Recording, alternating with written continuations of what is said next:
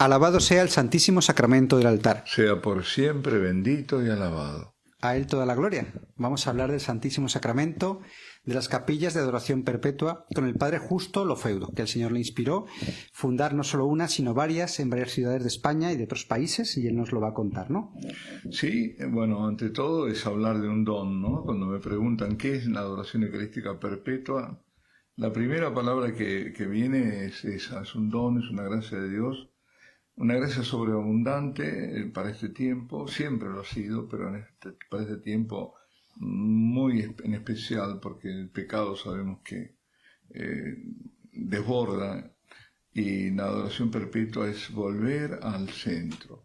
Hemos sido llamados, ¿no?, a ir a la iglesia, a ir a las periferias, y siempre lo he hecho, ¿no?, pero quizás con mayor insistencia a las periferias existenciales. Pero para ir a la periferia hay que partir del centro, y el centro es Jesucristo. El centro es la Eucaristía. Es decir, no tenemos que olvidar lo más importante, que vamos sí, hacia todos, y más aún, el Señor cuando está expuesto, sobre todo cuando está expuesto, llama siempre, pero llama en especial cuando está expuesto. Es Él que con una fuerza enorme, centrípeta, atrae la periferia, atrae a personas que están alejadas de Dios, que están desesperadas. Lo digo porque son testimonios, porque eso ocurre constantemente. Y después nos comentan, nos hablan. Hay cosas, por ejemplo, que son simplemente indicios. En Prato, en la ciudad de Prato, hay 2 capillas de adoración perpetua. El Prato está en la Toscana es... La religiosidad es baja, digamos, para decirlo de una forma eufemística, pero, sin embargo, el Señor tiene los suyos en todas partes. Es decir, a veces dicen, no, aquí es imposible. No, no es imposible. Ahí mismo, en Prato, pusimos 2 capillas de adoración perpetua, hay una tercera fuera de la ciudad, pero cuando fue la primera decían que era imposible, ya era un imposible, y se apuntaron 450 personas. Y cuando pusimos la segunda, bueno, fue toda la campaña, la misión. Primero se habían negado porque decía, es de vestir un santo para vestir otro. Van a sacar de un lado para otro, ¿no? Otros 450, son diferentes. Son 900 personas, lo eran, porque esto hace unos años, después, pre-COVID, se modificó algo seguramente la cantidad, pero ahí están. Y digo esto porque, a propósito le estaba comentando, una mujer, no sé la edad, sé que es una mujer porque lo firmó, dejó una nota. Y una nota que realmente para mí, para nosotros es elocuente. Decía lo siguiente: son más de 10 años que yo no pongo un pie en una iglesia católica, o en una iglesia. Aún no sé por qué estoy aquí, en la capilla de adoración perpetua. Estoy experimentando una paz desconocida y quiero tenerla. Y firmaba María Gracia. Ya eso dice todo. Lo primero que está diciendo es que ha sido atraída. Ella no sabe por qué está ahí, pero sabemos, sí, nosotros por qué está ahí, porque ha sido llamada. ¿Sí? Esos pasos fueron guiados hacia ahí. Luego ha encontrado una paz desconocida, porque es la paz pascual, la paz de Cristo, es la paz que cuando nosotros entramos en cualquier capilla, Él nos está dando. Como le digo a los discípulos que estaban encerrados por miedo. Paz a ti, paz a ti. Es una paz que en silencio, pero resuena dentro del corazón, y te toca y te impregna, y te hace incluso portador de paz. Porque también está esto, ¿no? Hay que decirlo. Muchos nos acusan de intimismo, de egoísmo, de solicismo, no sé, de que nos encerramos, y no es así, es todo lo contrario. Es decir, uno va a tener sus momentos de recogimiento con el Señor, pero también recibe, y lo que recibe es para darlo, y recibimos todo lo bueno que nosotros no podemos fabricar nosotros mismos. La paz que encontramos, la alegría que encontramos auténtica, esa alegría del espíritu, y esa restauración de nosotros mismos, es ahí, porque Él lo hace, nos va transformando. A veces se piensa, por ejemplo, uno entra, a ver, son las apariencias y la verdadera realidad. Entra en una capilla de adoración perpetua y le parece que no está ocurriendo nada, que está la gente ahí en silencio, no hay actividad, ¿no? Y no es así, todo lo contrario, es la mayor actividad posible, porque el que está actuando es Él. Estamos recibiendo. Y eso es para poder dar, ¿no? Como decía Santo Tomás de Aquino, contemplar tal distraere, ¿no? Yo voy a llevar lo que he recibido en la contemplación en ese momento.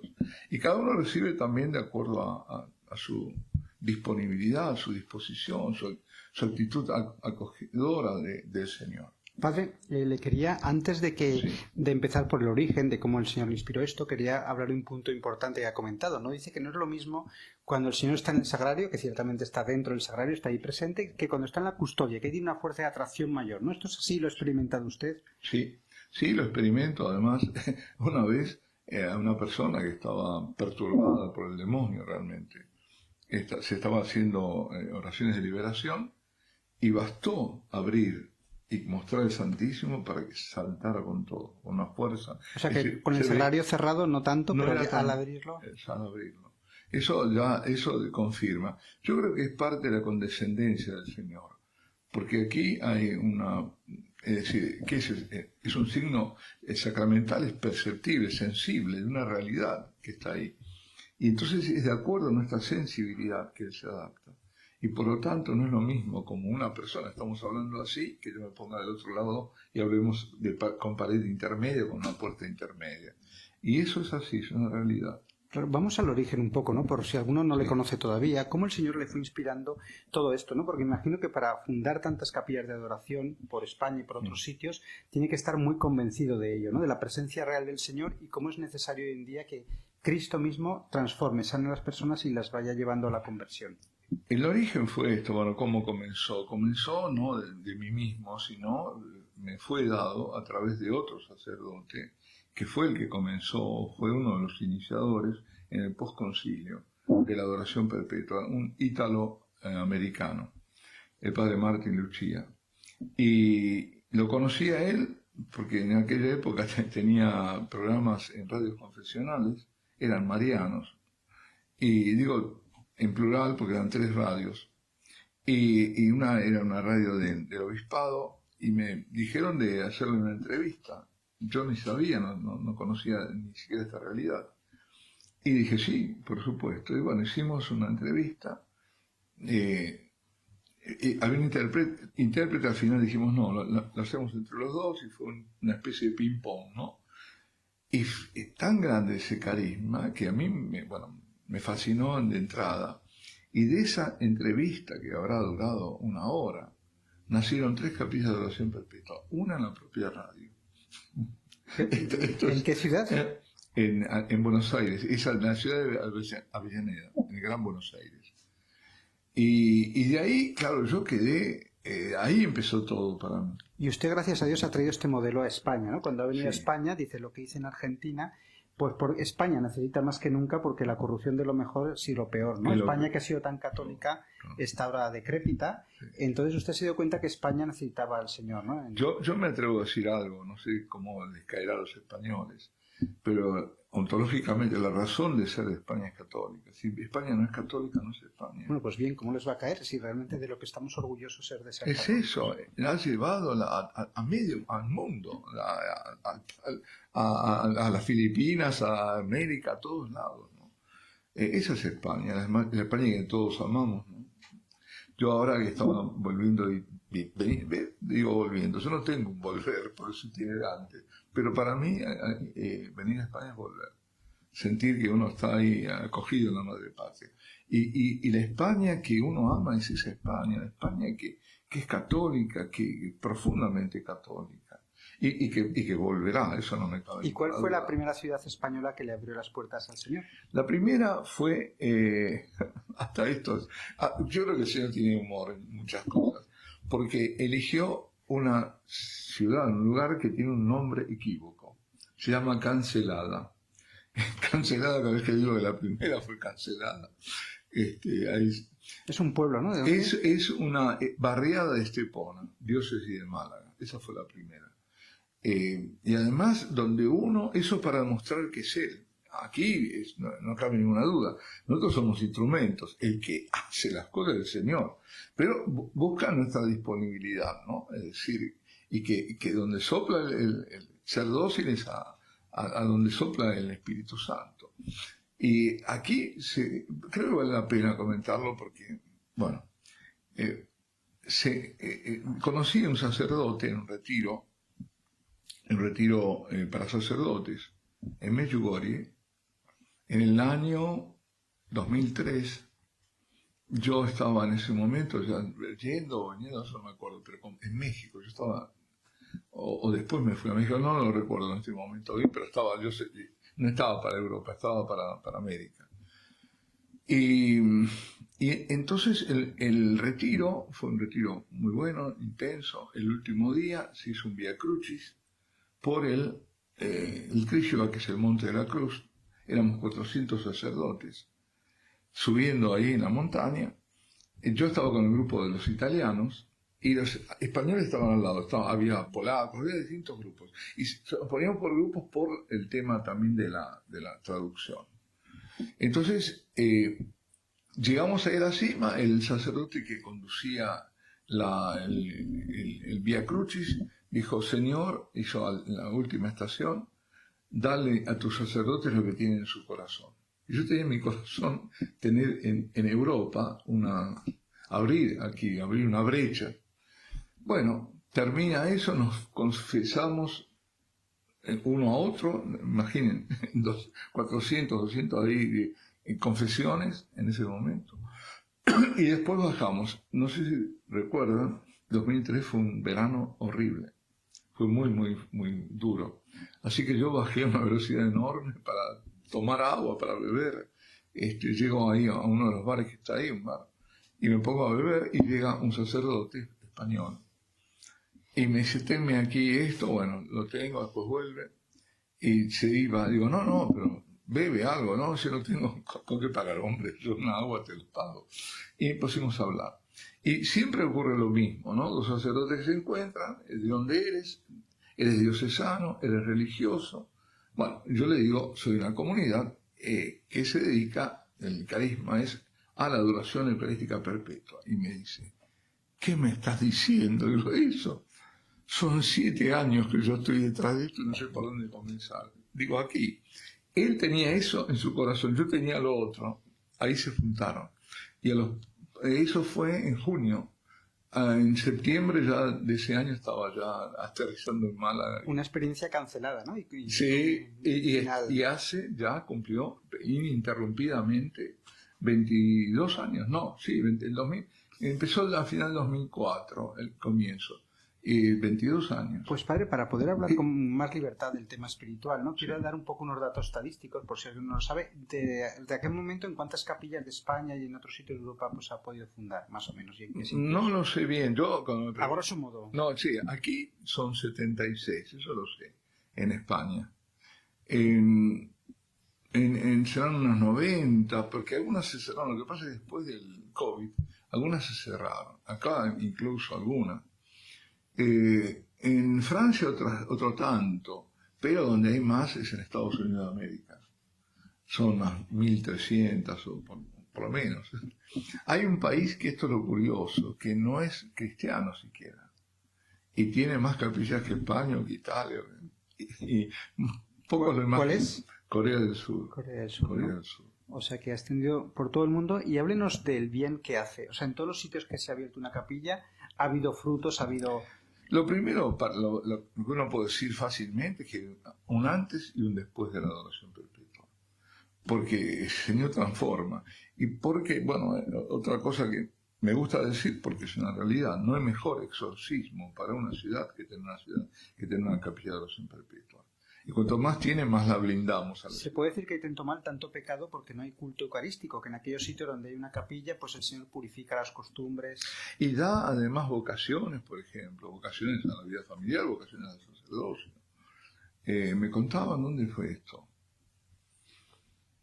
Creo que fue aquí en España, pero no sé. Un obispo de Estados Unidos, sí, fue aquí en España. Había preguntado al obispo si tenían capilla de adoración perpetua, y sí tenemos en la diócesis. ¿Cuántas tienen? Una. ¿Y cuántas vocaciones tienen? No me acuerdo cuántas. Nosotros tenemos 20 capillas de adoración perpetua en la diócesis y tenemos no sé cuántas vocaciones. Es eso, es el Señor que obra. Santa Faustina Kowalska lo comenta 2 veces en su diario. Dice que cuando estaban las hermanas en adoración en la capilla que hay en Cracovia, ella vio que del Santísimo que estaba expuesto partían rayos de gracia, de misericordia, los mismos rayos que se ven en el Jesús de la Divina Misericordia, y que tocaban a todas las hermanas que estaban ahí, pero con distinta intensidad, y que no se detenían ahí, sino que iban más allá y tocaban a personas, alcanzaban a personas que estaban lejos. Claro, eso que vio ella es lo que ocurre. Personas que están lejos, no solo geográficamente, sino lejos espiritualmente, fuera como el caso que comentaba, de esa señora de Prato. Y de tantos años fundando capillas en diferentes lugares, tiene muchas miles de anécdotas que contar, ¿no? Pero ¿cuál sería la que más le impactó, alguna que se vio claramente la presencia real y transformante del Señor? ¿Alguna que recuerde? No, en todas, eso sí, en todas, pero, por ejemplo, casos de personas que se iban a suicidar y no se suicidaron. Terminaron en la capilla de adoración perpetua. Habían salido para suicidar. Un caso en Móstoles, otro caso en Almendralejo. Quizá no convenga decir más datos, pero fueron así. Sí. Incluso ha habido casos... Otro caso en esa misma Prato, ahí, en ese mismo lugar. De esas 2 que comenté, ahí hubo otro caso. Y luego ha habido casos de conversión de masones, ¿no? También. De todo. De conversión de masones y de todo. Porque ese es el Señor, pero además toca a todos. Por ejemplo, otro testimonio que a mí me gusta particularmente, en Urbino. Ahora vengo de Urbino, justamente. Ya teníamos, pero después del COVID se perdió y ahora la recuperamos. En Urbino dejaron también una nota medio garabateada. Decía, soy una chica down. Me siento muy sola. Aquí encuentro amor. Gracias, los quiero mucho. Claro. Es así, es eso, es que no lo vemos, pero ocurren grandes cosas y grandes conversiones. En Toledo, un señor que es adorador y la hija no, la hija estaba lejos y tuvo que, no sé por qué motivo, probablemente ha sido por operarse, no me acuerdo, no quiero agregar cosas que no recuerdo, pero sí sé que tuvo que estar alejado, y cuando la persona no puede ir, se recomienda que busque un sustituto, otro que vaya en su lugar. Y su hija fue, que es médico además. Bueno, se convirtió. ¿Y qué representa? Bueno, no se convirtió, nadie se convierte.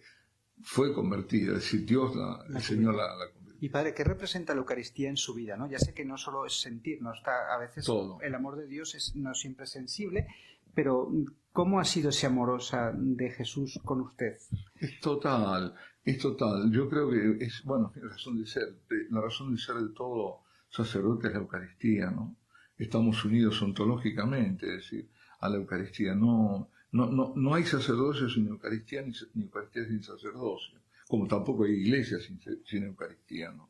No hay nada, si no hay salvación. Pero dentro del sacerdocio, que eso es común a todos, usted es feliz de que en su congregación pues se dediquen expresamente, ¿no?, al culto eucarístico y a abrir capillas, ¿no? Sí, Supongo que será un motivo de dicha... Enorme, porque es donde uno más siente. Yo digo, no me va a alcanzar la eternidad para dar gracias al Señor y a su misericordia, haberme dado no solo el sacerdocio, sino esta misión. ¿Y qué decimos de la devoción a la Santísima Virgen, ¿no? ¿En qué medida María es mujer eucarística? Total, ella es totalmente eucarística. Puedo hacer un reclame, como dice. Escribí un libro que se llama María, la Eucaristía al final de los tiempos. Y es el ver cómo en todo está, incluso en las apariciones marianas, ¿no?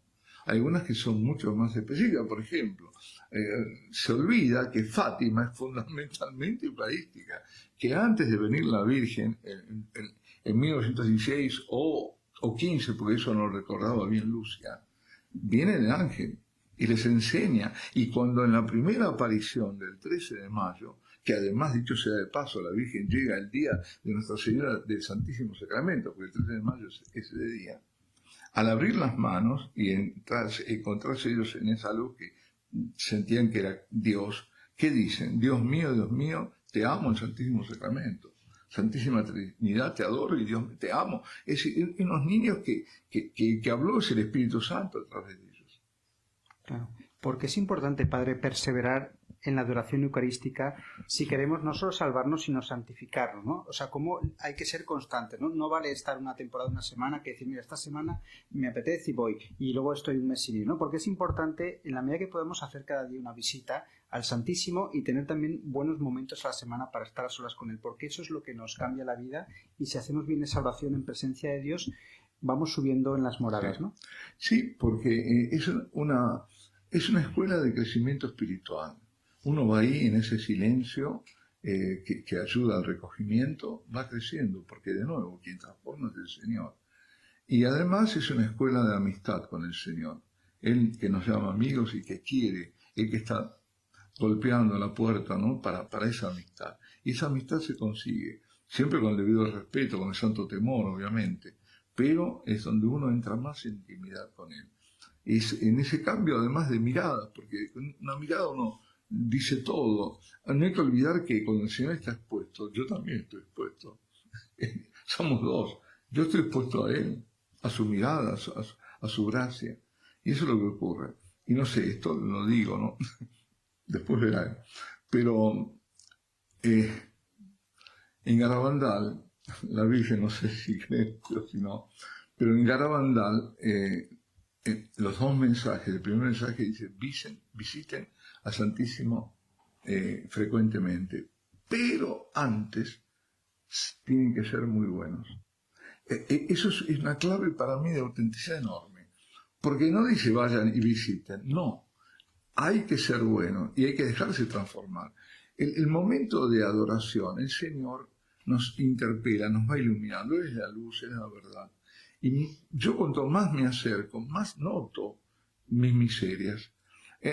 Para hacer una comparación, una metafórica, pero que con la materia, la luz, yo estoy lejos de la luz, no veo nada, no me veo las manchas, no veo nada.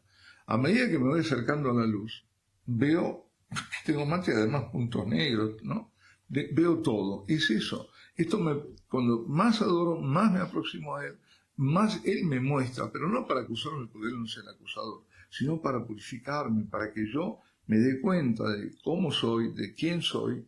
Esa es otra de las cosas, ¿no? En la adoración es saber quién es Él y quién soy yo. Por eso la Eucaristía nos debe llevar a la confesión, ¿no? Si una persona Siempre. está en gracia, Exacto. estás expuesto delante de Él y te hace ver Exacto. que tu vida no va bien. Si vas a Exacto. rezar, muchos se han convertido ahí, ¿no? Se han dado cuenta ante el Señor Exacto. que su vida tenía que cambiar. Pero, por ejemplo, en La Spezia, en Italia, teníamos la oración, yo puse como coordinadores a una pareja que estaba, una pareja irregular, digamos.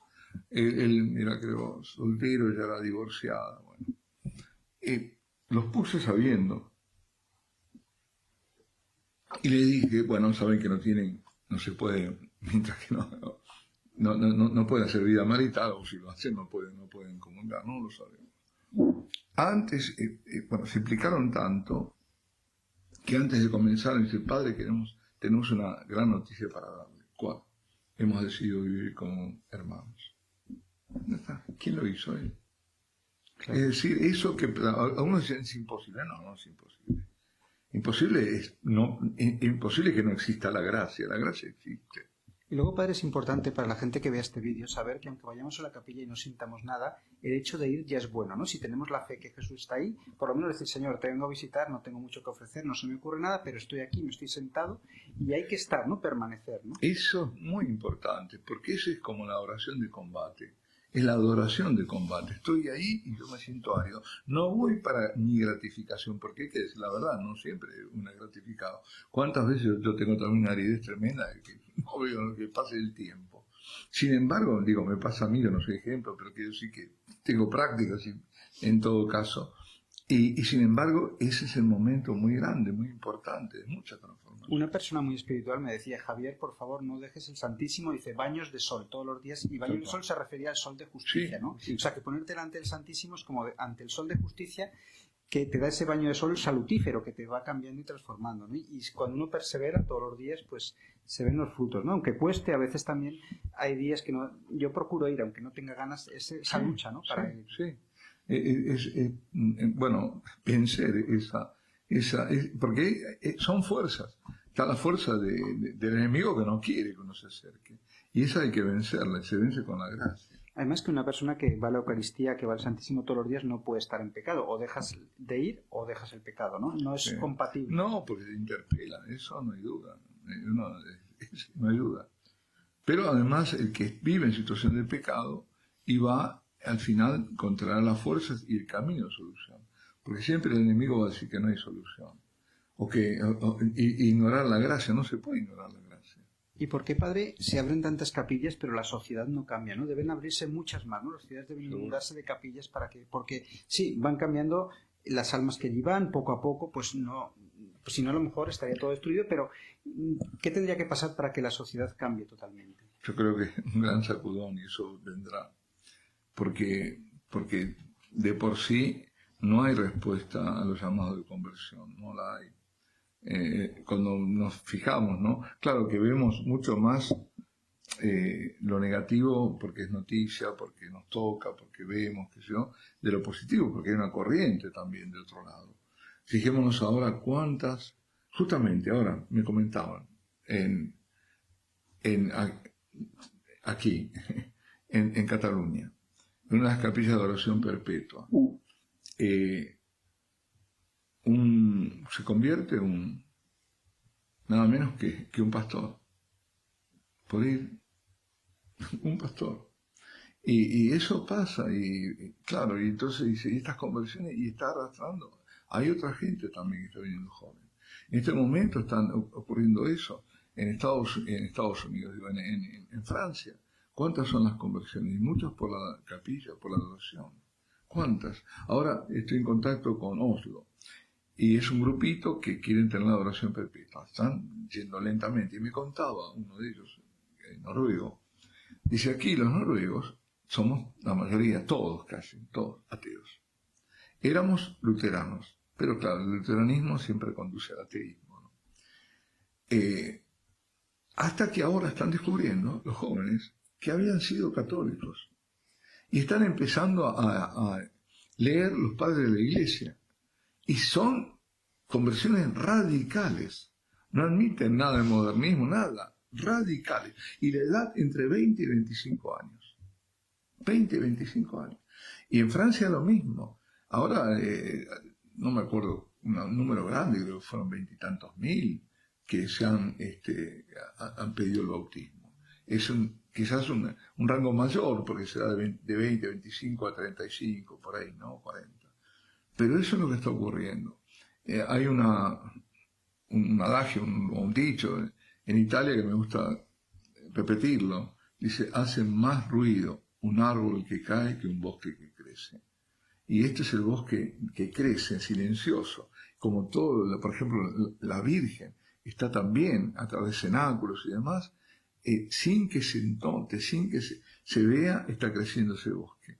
Y ese es el que va a vencer. Nosotros este bosque es el bosque del reino eucarístico. Padre, por si alguna persona ve el vídeo, algún sacerdote o algún seglar que quiera llevar a su ciudad una capilla de adoración, pero no se anima, no tiene apoyos, pueden contactarle para que usted les encuentre, claro, les ayude a encontrar el camino. Claro, sí. Pues ya, no sé si es a través de su correo, ¿cómo se puede contactar con Sí, con mi correo, sin lugar a dudas. Lo ponemos. Sí, luego ponemos el correo, ¿no? Sí. Y bueno, sería muy bueno, ¿no? Para intentar, porque es importante, o sea, solo la Eucaristía y la presencia real es lo que puede cambiar este mundo. O sea, no está tanto la situación geopolítica, es la conversión de las almas, ¿no? Claro. Es lo único que realmente importa, ¿no? Y cada vez este auge es un motivo de esperanza, ¿no? Porque parece que está todo perdido, pero las capillas siguen en aumento. En aumento. Las conversiones también.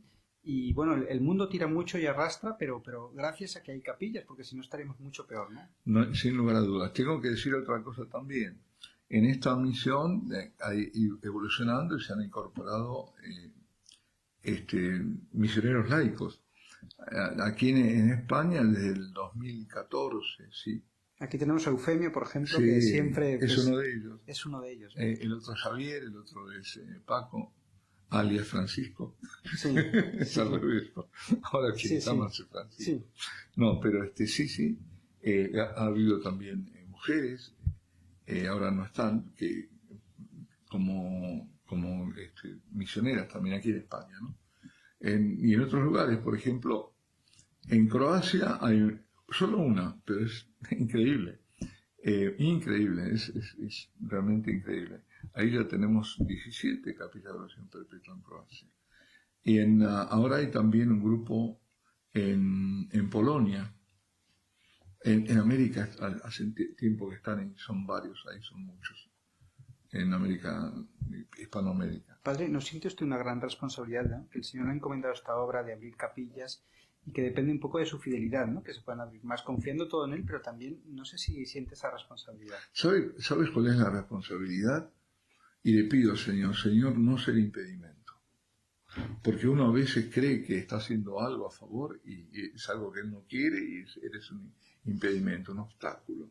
No ser obstáculo. ¿Y usted le gustaría formar a sacerdotes para que promuevan el culto eucarístico en su parroquia, hacer retiros para sacerdotes, para que a partir de ahora hay que tener una vida eucarística en la parroquia? Sí, claro que sí. Justamente ahora en esta etapa de mi vida se está dando esto de dar retiros, ¿no?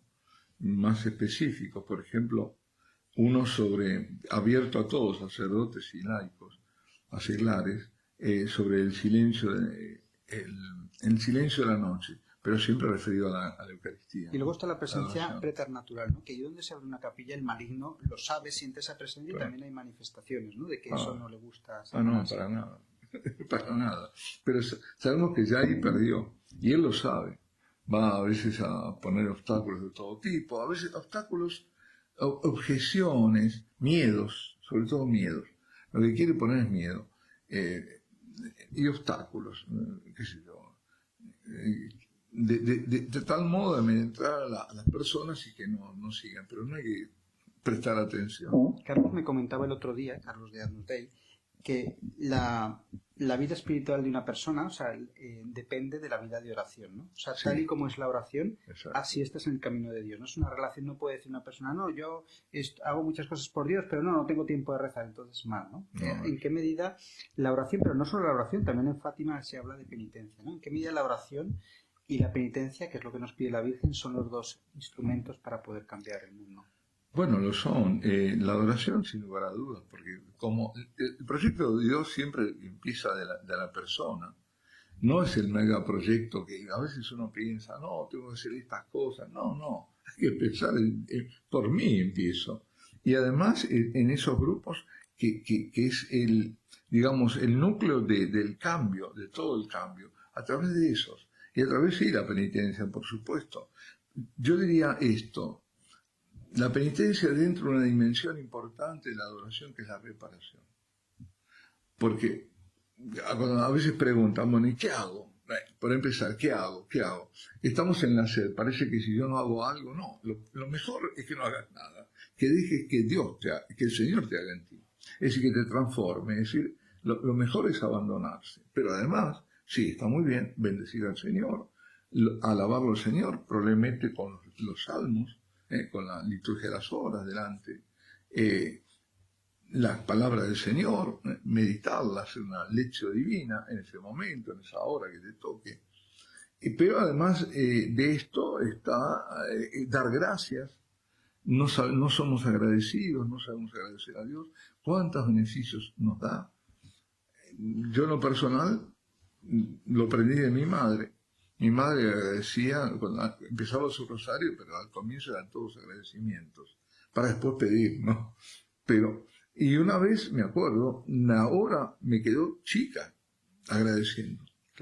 Y la otra dimensión fundamental es la reparación. Padre, hablando de reparar, ¿en qué medida es importante cada vez que hay una blasfemia, un pecado público, que haya vigilias de adoración, reparar, ¿no? Porque hay mucho pecado en el mundo, hoy en día se ofende mucho a Dios, cada vez hay más medios de pecar, entonces esto tiene que contrarrestarse, eso exige una reparación. Bueno, por supuesto, porque la Eucaristía, que es el don de Dios al hombre, es la respuesta de Dios al hombre, pero la da ese don para que nosotros lo demos a Él, la devolvamos.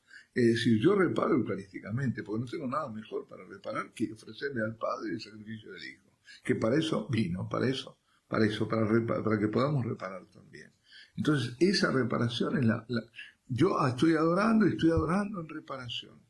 Eso es también lo que le enseña el ángel a los niños. Todo eso, hay una pedagogía tremenda. Ellos están ahí y esas oraciones son también de reparación.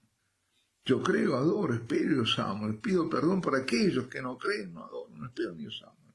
O la otra, hay una inspiración sobre esto de hacer una corona, ¿no? La corona del Rosario, de las oraciones de Fátima. En cada Padre Nuestro, la larga esa, ¿no? Santísima Trinidad, Padre, Hijo y Espíritu Santo, os adoro profundamente, y os ofrezco el preciosísimo cuerpo, sangre, alma y divinidad de nuestro Señor Jesucristo, presente en todos los sagrados del mundo. Estamos hablando de la Eucaristía. Claro. En reparación por todos en reparación por todos los sacrilegios, ultrajes e indiferencias. ¿Cuánta indiferencia hay dentro de la Iglesia? ¿Cuánto ofende a Dios? Eso le iba a comentar. Mucha gente no se arrodilla delante del sagrario. Ni durante el momento de la consagración. Se quedan así. Y tú le dices y siguen así. Y no digamos nada la comunión en la mano, que es un gran mal que entró en la Iglesia. Terrible. Desgraciadamente se permite, pero hay que recomendar comulgar de rodillas y en la boca. Aquí, otro aviso. Hay un librito que escribí, se llama Comunión y Adoración, sobre ese tema especial. Sobre ese tema. Y doy algo que es anecdótico, pero para mí muy importante. Dudaba de hacerlo publicar. Lo dudaba porque digo, esto es un tema controvertido, y dudaba. Y estaba en Viena.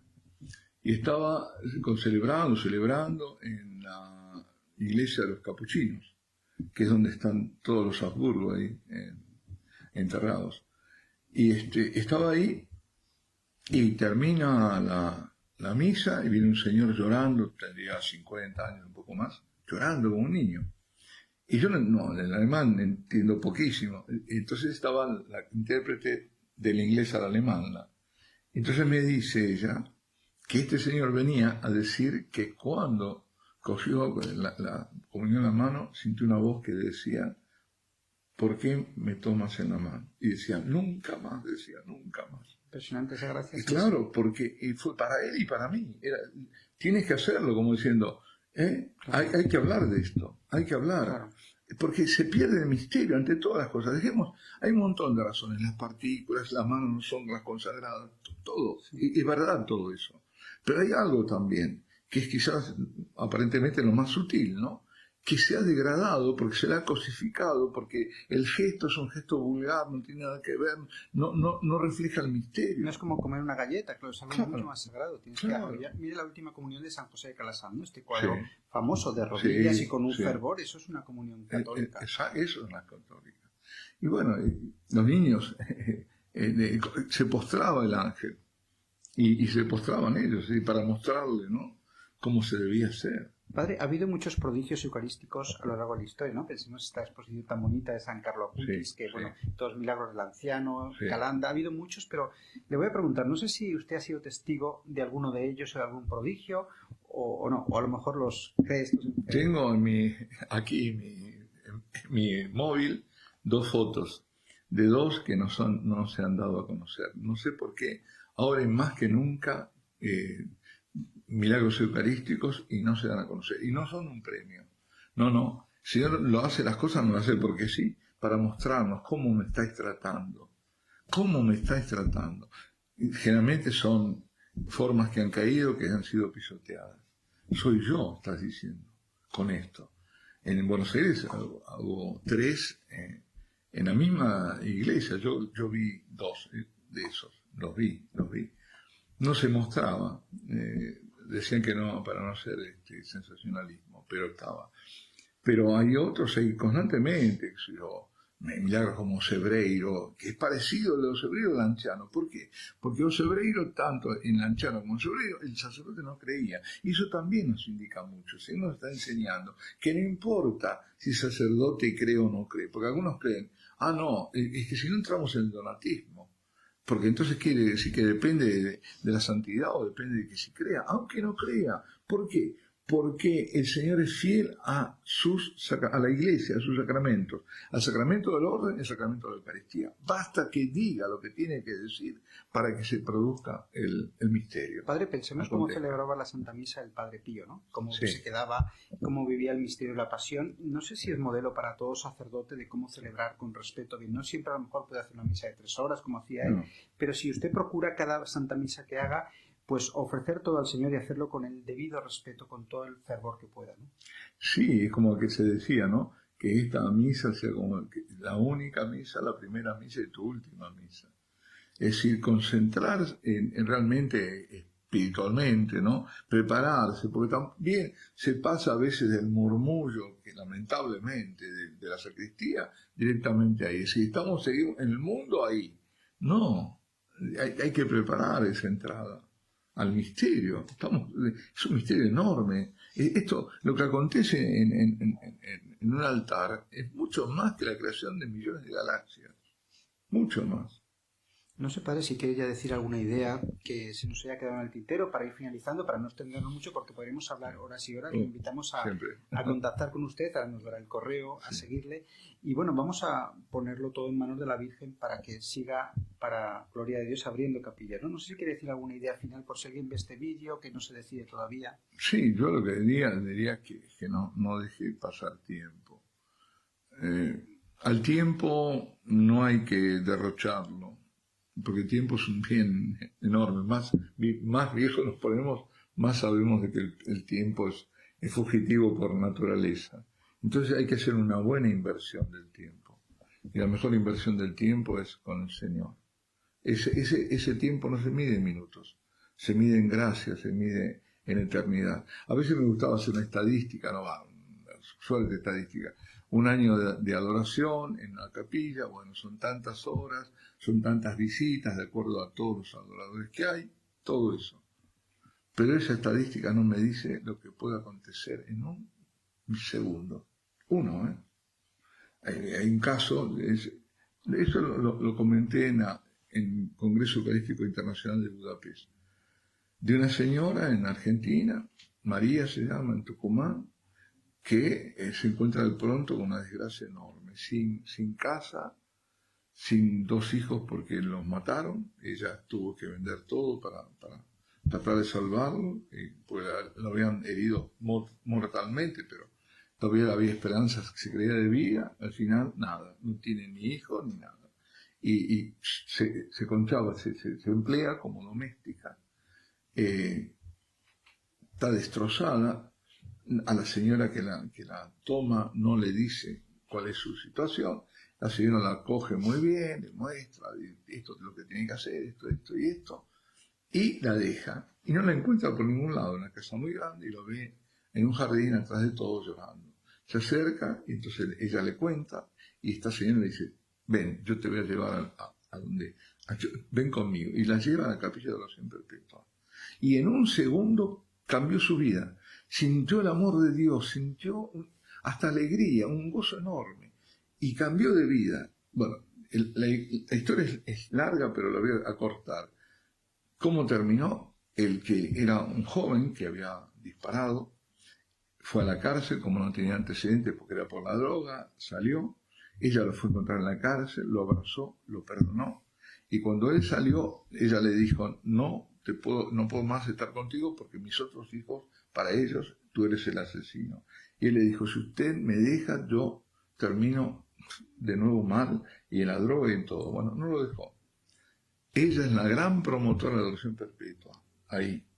Él siempre la acompaña, cubre las horas que faltan en la noche, e incluso son los dos de la caridad, porque van a lo que llaman allá en Argentina villas miserias, que son chabolas, ¿no?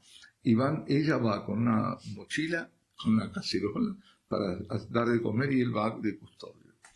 Y hasta pasó una cosa divertida, porque una vez una razzia policial, porque dice, se esconden malvivientes, estaban todos así, terminaron los policías y todos en la capilla de oración perpetua. Esta mujer tiene una fuerza. Y encontró al Señor. Pero en un segundo, eso puede pasar en un segundo. Pues esperemos, Padre, que este sencillo programa sea un mero anticipo de lo que el Señor espera regalar a los televidentes que se decidan ir a las capillas de adoración. Ponemos el programa en manos de María Santísima para que su Hijo les atraiga a la adoración perpetua, para que Dios dé muchos años al Padre justo, para que cumpla su misión en la tierra de seguir fundando capillas de adoración perpetua y que ya sea el Señor el que toque los corazones y el que lo haga todo. Él es el creador de todo y le basta un segundo para cambiar una vida. Entonces tenemos que tener esa fe y seguir defendiendo la Santa Eucaristía. Amén. Gracias. Amén. Muchas gracias.